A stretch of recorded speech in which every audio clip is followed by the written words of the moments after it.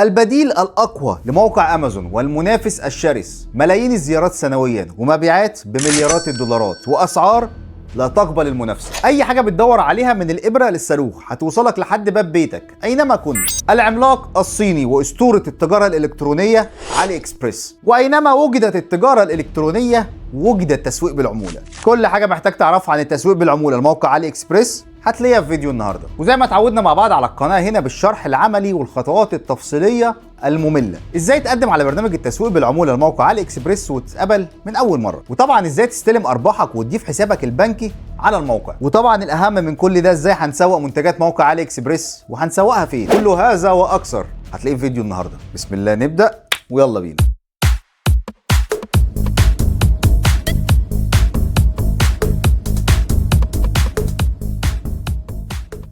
السلام عليكم اجمعين مشاهدين ومتابعين، عاملين ايه؟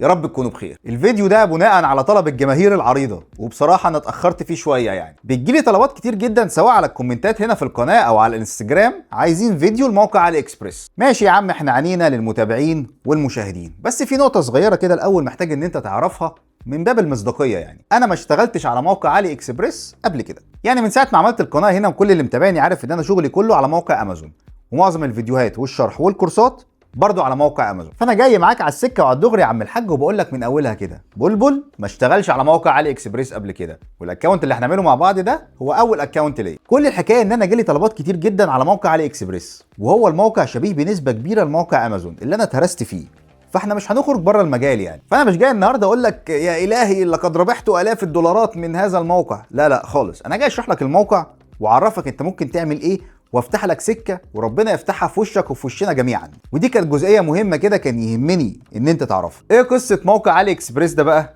تعال اقول لك. موقع علي اكسبريس هو احد المواقع الصينيه العملاقه المتخصصه في التجاره الالكترونيه، يعني بتبيع بضاعه اونلاين، وهو احد المواقع التابعه لمجموعه علي بابا جروب.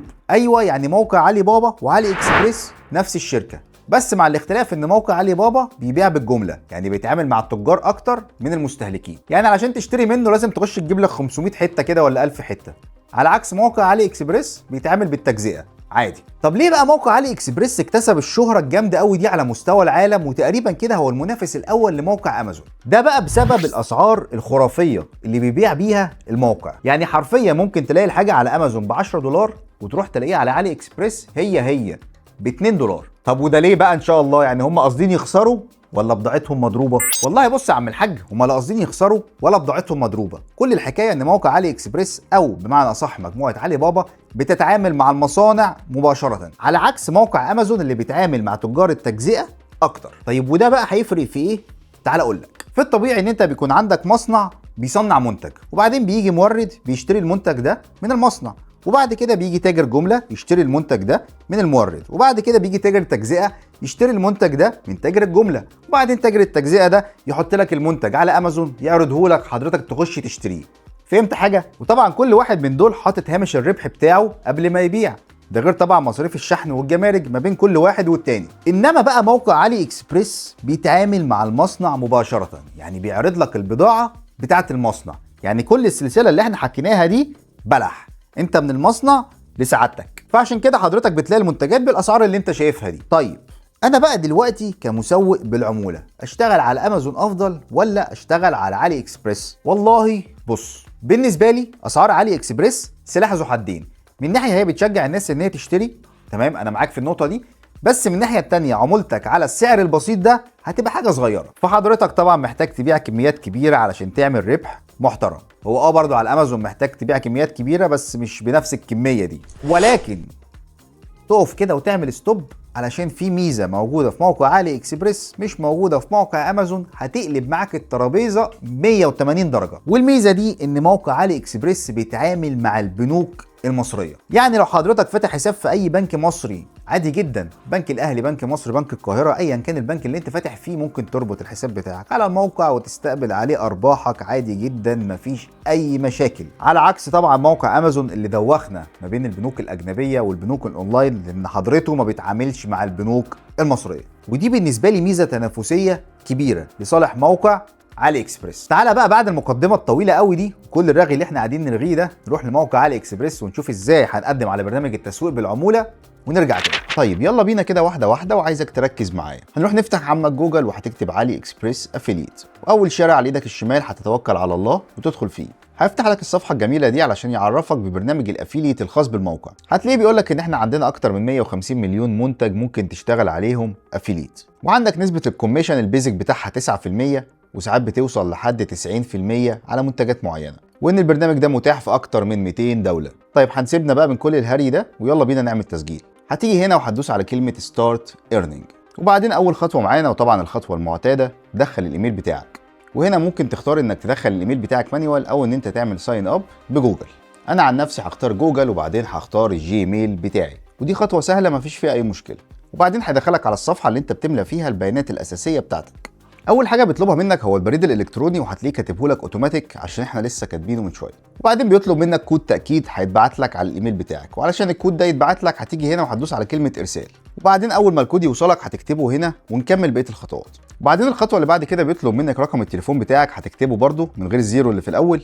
وبعدين بيطلب اي حساب ليك على منصات التواصل الاجتماعي، اختار اللي انت عايزه وحطه، مش لازم حاجه معينه يعني. انا عن نفسي هنا ممكن احط الانستجرام بتاعي، بس هو الفكره بقى ان انا مش لاقي الانستجرام اصلا في القايمه دي، فانا ممكن اختار اذر. طيب احنا لما اخترنا كلمه اذرز طلع لنا خانه تانية علشان نكتب فيها اسم المنصه اللي احنا عايزينها، فاحنا ممكن نيجي هنا ونكتب كلمه انستجرام. وبعدين تعالى نروح على اكونت الانستجرام بتاعي علشان اجيب الاي دي بتاع الاكونت ونحطه له في المكان اللي هو عايزه. وبعدين بيسالك سؤال عادي وتقليدي، انت سمعت عننا فين؟ فاحنا هنا ممكن نقول له البحث عن طريق الانترنت. وبعدين بيقول لك هل ترغب في الاشتراك في رسائل علي اكسبريس، ودي الايميلات اللي بتتبعت لك باخر العروض اللي بتنزل على الموقع. انا عن نفسي مش بحبها فهقول له لا. وبعدين هنعلم على الشروط والاحكام ونقول له التالي. وبعدين بيدخلك على الصفحه اللي بعديها، والسؤال الاول فيما معناه كده هل انت بتشتغل لوحدك ولا بتشتغل تبع مؤسسه او منظمه تسويقيه.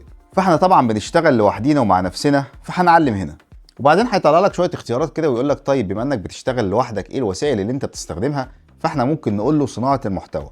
وخليك مركز في الاختيارات اللي انا بختارها علشان تتقبل من اول مره. وبعدين في الاختيارات اللي بعد كده هنختار كلمه مواقع عموديه. وبعدين بيقول لك ايه المواقع اللي انت بتشتغل عليها صناعه محتوى، فانا ممكن اكتب له اليوتيوب. ولو انت لسه ما عندكش قناه على اليوتيوب او انت لسه ما عملتهاش، فانت ممكن تكتب له الفيسبوك.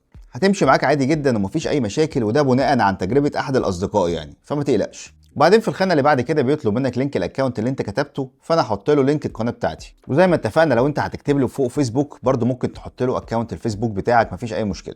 وبعدين في الخانه دي بيقول لك ايه نوعيه المنتجات اللي انت عايز تشتغل عليها، فانت هتختار اللي انت عايزه، مش هتفرق معانا في حاجه. وبعدين في الخانه بتاعت مصدر التفاعل اتاكد ان انت تختار كلمه جلوبال، لان احنا هنشتغل على العالم كله مش على منطقه معينه.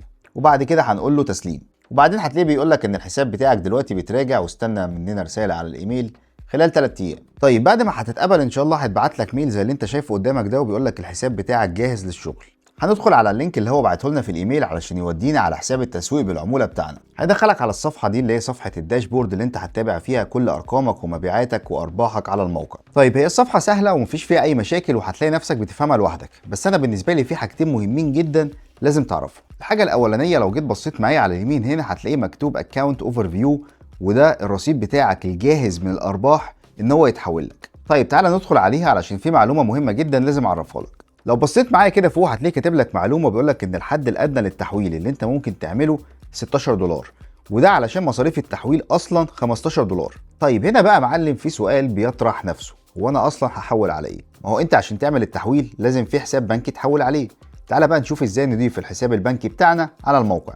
هنروح على الشمال هنا وهندوس على كلمه payment information، وبعدين من الصفحه دي هندوس على كلمه add a bank account. هيطلع لك القائمه الجانبيه دي، وركز بقى معايا كده واحنا بنملاها. الخطوه الاولى اننا هنختار البلد اللي احنا منها، وبعدين هننزل في الخانه اللي بعد كده وفي الاكونت نيم هتكتب اسمك بالكامل. وبعدين في الخانه اللي بعديها هتلاقي حاجه اسمها البيك. طيب هو ايه بقى البيك ده اصلا؟ البيك ده هو السويفت كود بتاع البنك اللي انت فاتح فيه الحساب. طيب هو انا بقى هجيب السويفت كود ده منين يا عم احمد؟ بسيطه وسهله، تعال اقول لك. هتروح تفتح عمك جوجل وهتكتب بيك اوف، وبعدين اسم البنك اللي انت فاتح فيه الحساب.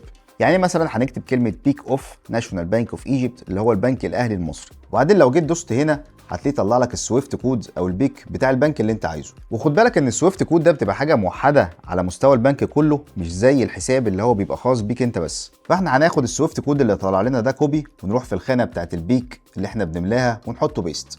وبعدين في الخانه اللي بعد كده برضه هتكتب اسمك بالكامل، وفي الخانه اللي بعديها هتكتب رقم الحساب بتاعك، وبعد كده هيطلب منك العنوان، وفي الخانه الاولى هتختار البلد اللي انت منها، وبعدين تكتب العنوان بتاعك بالتفصيل في الخانات اللي بعد كده وتدوس اد. وهي دي الطريقه اللي انت هتضيف بيها الحساب بتاع البنك بتاعك. طيب تاني حاجة يهمني ان انت تعرفها في صفحة الداشبورد، ازاي تخلق لينكات التسويق بالعمولة الخاصة بكل منتج، لان الموضوع هنا مختلف عن امازون تماما. في امازون انت كنت بتدخل على المنتج اللي انت عايزه، وفي نفس الصفحة بتاعت المنتج كنت بتلاقي فوق كلمة جيت لينك، انما هنا اللينكات انت اللي بتكريتها جوه صفحة الداشبورد نفسها. طيب تعال نشوف هنعمل كده ازاي. هنروح على الشمال وهندوس على كلمة هوم علشان نرجع تاني على الصفحة الرئيسية، وبعدين هتنزل كده على ايدك اليمين تحت هتلاقي كلمة لينك جنريتور. هتلاقيه فتح لك الصفحه دي وبيقول لك هات لي يا باشا لينك المنتج اللي انت عايزه من على علي اكسبريس، وانا هعمل لك لينك التسويق بالعموله الخاص بيك. هنروح نفتح موقع علي اكسبريس ونختار اي منتج، وليكن مثلا في قسم الادوات المنزليه.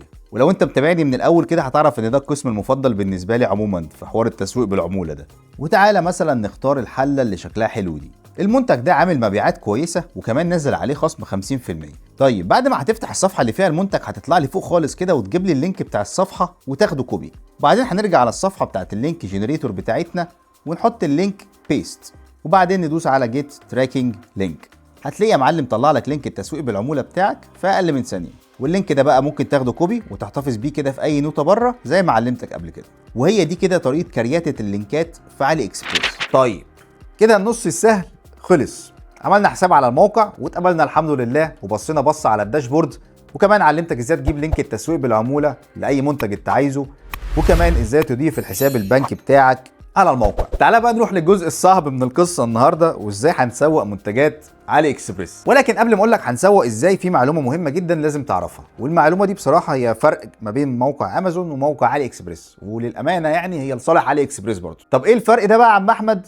بص يا عم الحاج، الفرق يا معلم ان موقع امازون عامل موقع لكل دوله، فانت هتلاقي عندك امازون امريكا وامازون انجلترا وامازون مصر وامازون الامارات وامازون السعوديه وامازون كندا، كتير يعني، في امازون كتير، ولكل موقع من دول برنامج تسويق بالعموله منفصل بتقدم عليه لوحده. فانت مثلا لو شغال على امازون امريكا يبقى يفضل بنسبه 90% ان انت تبيع لعملاء جوه امريكا، علشان الناس تتشجع ان هي تشتري، لان السعر هيبقى صافي من غير لا شحن ولا جمارك ولا اي حاجه. ولكن موقع علي اكسبريس ما فيهوش بقى القصه دي، هو موقع واحد يا معلم كل العالم بيدخل عليه، فانت اللينك بتاعك اللي هتجيبه على الموقع يصلح لاي حد في اي مكان والمنتج هيوصله. طيب لو انت بقى ذكي ولماح تستنتج من كده ايه؟ ان افضل طريقه لتسويق منتجات موقع علي اكسبريس هي الشورتس والريلز، لان النوعيه دي من الفيديوهات لما بتطلع فايرال او تطلع اكسبلور على اي منصه سواء اليوتيوب او التيك توك او الانستجرام او ايا كان اللي انت شغال عليه، فهي حرفيا بتوصل لمجموعه كبيره جدا من الناس، ممكن توصل لملايين حوالين العالم، وكل واحد هيشوف الفيديو من الناس دي هو عميل محتمل بالنسبه لك ايا كان الدوله اللي هو عايش فيها. طيب انا هجيب منين فيديوهات للمنتجات اللي انا بسوقها؟ كنت شرحت لك الموضوع ده بالتفصيل في سلسله امازون، بس تعالى نعيد عليه كده على السريع. طب تعالى نكمل الشرح بتاعنا على نفس المنتج اللي احنا كنا شغالين عليه من شويه، واللي مطلوب منك بقى دلوقتي يا عم الحاج ان انت تاخد اسم المنتج ده كوبي، وانا عايزك بقى تركز في شكل المنتج اللي انت فاتحه ده كويس علشان تعرف تختار الفيديو المناسب ليه. وبعدين هنروح نفتح موقع التيك توك من على جهاز الكمبيوتر بتاعنا او اللابتوب، مش من على الموبايل، وهتيجي في شريط البحث اللي فوق ده وتحط اسم المنتج بتاعك بيست. هتلاقي طلع لك فيديوهات كتير جدا تخص المنتج بتاعك او منتجات شبيهه ليه، وحط لي خط تحت كلمه منتجات شبيهه. عشان كده كنت قايل لك ركز في شكل المنتج اللي انت بتدور عليه، واعتقد كده ان هو ده الفيديو اللي احنا عايزينه، نفس الشكل بتاع المنتج بتاعنا بالظبط، ونفس الغطا بتاع الحله والمقبض اللي لونه احمر وكل حاجه تمام. طب عايزين بقى نحمل الفيديو ده من غير علامه مائيه، هنعمل ايه؟ هتروح لي على اليمين كده يا معلم وتدوس على كلمه شير، وبعدين ناخد اللينك بتاع الفيديو اللي احنا فاتحينه كوبي، وبعدين بقى هتروح لي على عمك جوجل وتكتب لي كده في السيرش بار تيك توك داونلودر، وبعدين هننزل شويه بالصفحه كده ونختار الموقع ده، وكل اللي مطلوب منك دلوقتي انك تحط اللينك بتاعك في الشريط ده بيست، وبعد كده تدوس على كلمه داونلود، وبعدين هندوس على كلمه ويزاوت ووتر مارك علشان يحمل لنا الفيديو من غير علامه مائيه. هتلاقي الفيديو بتاعك نزل على الجهاز عندك في ثواني من غير اي مشاكل. بس لو رحت بقى استخدمت الفيديو ده زي ما احنا منزلينه كده على اي منصه هتاخد كوبي رايت وش. طب نعمل ايه؟ محتاجين نعمل شويه تعديلات بسيطه كده على الفيديو علشان نخرج من الدايره بتاعت حقوق الملكيه دي. هتروح تفتح برنامج كاب كات من على جهاز الكمبيوتر عندك، ومش محتاج اكتر من النسخه المجانيه، وبعدين هنسحب الفيديو اللي احنا لسه منزلينه ده جوه البرنامج. وبعد بقى ما احط الفيديو بتاعنا جوه البرنامج هسحبه تحت كده وانزله على التايم لاين. واول حاجه واهم حاجه هتعملها يا معلم هو انك تكتب صوت الفيديو ده نهائي، تخليه من غير صوت. وعلشان تعمل كده هتدوس على علامه الميوت من هنا، وبعدين تطلع فوق وتدوس على كلمه اوديو وتختار من المكتبه بتاعه البرنامج الموسيقى اللي انت شايفها مناسبه للفيديو. وليكن مثلا هنختار التراك بتاع الموسيقى ده، نسحبه كده ونحطه تحت الفيديو بتاعنا. بس طبعا هتلاقي ان مده التراك بتاع الموسيقى اطول بكتير جدا من مده الفيديو، فانت هتيجي تقف كده بالمؤشر بتاعك على نهايه الفيديو وتيجي هنا وتدوس على علامه السبليت عشان يفصل لك الجزء ده من تراك الموسيقى، وتمسح الجزء الزياده. وبعدين تيجي تطلع فوق كده وتدوس على كلمه تكست علشان نضيف كلام على الفيديو، وتختار الشكل اللي انت عايزه، وليكن مثلا الشكل ده. وبعدين تسحب الشكل اللي انت اخترته ده وتنزله فوق الفيديو بتاعك. وبعدين تيجي من على اليمين هنا وتعدل على الكلام اللي مكتوب وتكتب اللي انت عايزه، وليكن مثلا هنكتب باي ات ناو لينك ان بايو، يعني تقدر تشتري المنتج دلوقتي وهتلاقي لينك الشراء موجود في البايو. وهشرح لك موضوع البايو ده لما نرجع للاستوديو. قال يعني انا قاعد في الاستوديو، انا لسه قاعد في الصاله. وطبعا عندك امكانيه ان انت تغير في الوان الخط من هنا زي ما انت عايز. وبعدين هنسحب البار بتاع الكلام ده لحد اخر الفيديو علشان الكلام يفضل موجود معانا طول ما الفيديو شغال. وبس كده يا معلم تطلع فوق وتعمل اكسبورت علشان تسيف الفيديو على الجهاز بتاعك. وده الفيديو بتاعنا بعد ما عدلنا عليه وبقى جاهز للنشر.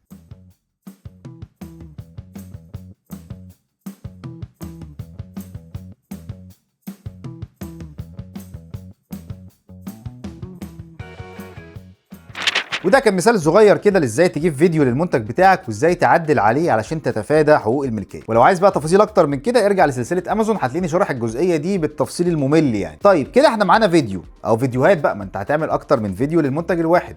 هنعمل بيهم ايه؟ اول خطوه انك تحدد المجال اللي انت هتشتغل عليه. الموقع كبير جدا ومليان منتجات من كل شكل ولون، فانت لازم تحدد لنفسك فئه معينه كده تشتغل فيها. لان بص، خدها قاعده عامه كده في كل التجاره الالكترونيه، كل ما تبقى محدد في المنتج بتاعك كل ما هتوصل للفئه المستهدفه ليك اسرع عن اللي بيشتغل في كوكتيل منتجات. لان انت مش بتبقى عارف انت بتارجت الستات ولا بتارجت الرجاله ولا بتارجت الكبار ولا الاطفال ولا الشباب ولا ايه ظروفك، بتبقى تايه في النص. فعشان كده لازم تحدد سكتك. طيب حلو قوي الكلام ده. بعد ما حددنا بقى المجال بتاعنا هنعمل فيديوهات ونحط عليها لينكات ونعمل مبيعات لا لسه. قبل ما تعمل اي حاجه في خطوه مهمه جدا لازم تعملها، واتكلمت عنها في كل فيديوهات التسويق بالعموله بتاعتي، والاستراتيجيه دي فرقت معايا شخصيا جدا وتقريبا كده بتضاعف مبيعاتك. وهو انك تعمل متجر الكتروني لمجموعه المنتجات اللي انت اخترت تسوقها. يعني ما تسوقش كل منتج لوحده.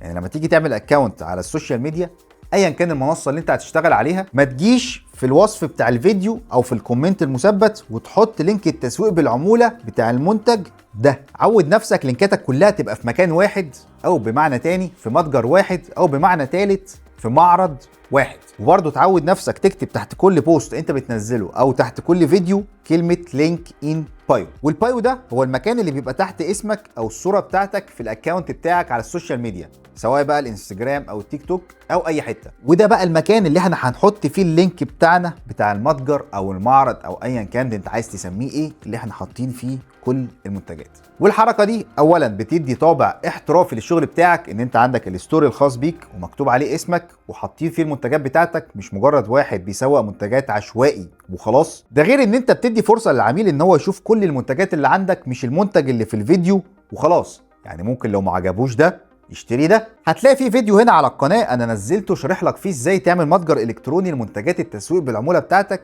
لازم تشوفه قبل ما تبدا تشتغل في اي حاجه. وخد عندك كمان 3 فيديوهات انا برشحهم لك بقوه ان انت تشوفهم قبل ما تبدا تشتغل. اول فيديو ازاي تعمل قناه على اليوتيوب وتربطها ببرنامج تسويق بالعموله، والفيديو الثاني هو التسويق بالعموله على بنترست، وده مهم جدا لان موقع بنترست هو اهم موقع ترافيك مجاني ممكن تستخدمه في التسويق بالعموله. والفيديو الثالث هو التسويق بالعموله على التيك توك الامريكي علشان تفتح لنفسك سوق جوه امريكا، لان امريكا من اكتر الدول اللي فيها اونلاين شوبينج، فانت لو فتحت لنفسك سوق هناك وعرفت تشتغل هتعمل مبيعات كويسه جدا. وفي النهايه انا اديتك كل الخيوط اللي انت محتاجها علشان تشتغل على موقع علي اكسبريس، واللي عنده اي سؤال يكتبوا لي تحت في الكومنتات. وبس كده يا معلم، ده كان الفيديو بتاع النهارده. لو الفيديو عجبك انزل تحت دوس لايك، ولو لسه ما اشتركتش في القناه انزل اشترك دلوقتي وفعل زر الجرس عشان تفضل دايما معانا على التراك. اشوفكم الفيديو الجاي، سلام.